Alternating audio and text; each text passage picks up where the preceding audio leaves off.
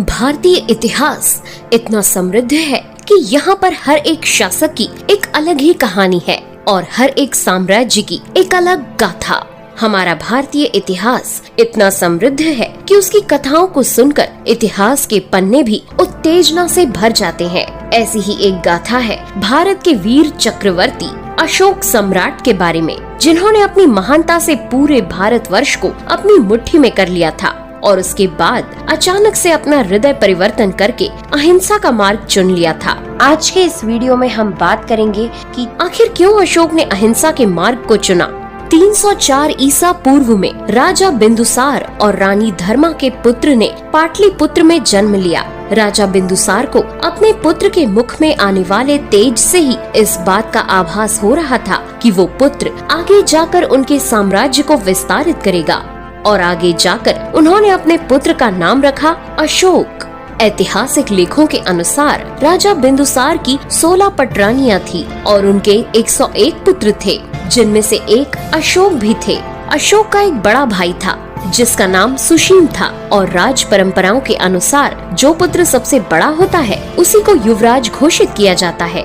इसी कारण कुशल होने के बावजूद तक्षशिला का शासन सुशील को दिया गया, लेकिन इतिहास के कुछ पन्ने बताते हैं कि सुशील को पूर्णतः राज्य शासन नहीं दिया गया था, लेकिन सुशील के अकुशल प्रशासन के कारण उस क्षेत्र में विद्रोह पनप उठा। ऐसे में राज्य दरबार में हर किसी को पता था कि राजपुत्र अशोक के अलावा कोई भी इस विद्रोह को नहीं रोक पाएगा और इस बात को जानकर अशोक को ही जनता में पनप रहे उस विद्रोह को शांत करवाने के लिए भेजा गया। जैसे ही लोगों ने ये बात सुनी कि अशोक खुद उनके विद्रोह को सुलझाने के लिए आ रहे हैं, उन्होंने विद्रोह ही बिना किसी समस्या के खत्म कर दिया। इस बात से पूरे साम्राज्य में अशोक की और भी ज्यादा प्रशंसा हुई और अशोक पहले से भी कई गुना अधिक प्रसिद्ध हो गए।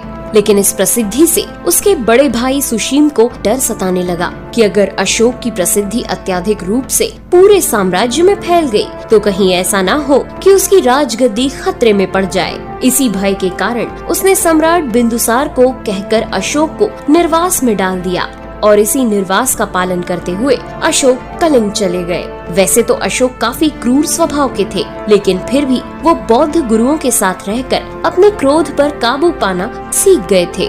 सुशील के जुल्मों से तंग आकर प्रजा बार बार अशोक को उकसाया करती थी और जब वो शांति से आश्रम में अपने दिन बिता रहे थे, उसी दौरान उन्हें ये जानकारी मिली कि उनके सौतेले भाइयों ने उनकी माँ की हत्या कर दी है। इस खबर को सुनने के बाद अंततः अशोक की शांति और उनके मौन ने जवाब दे दिया। क्रोध से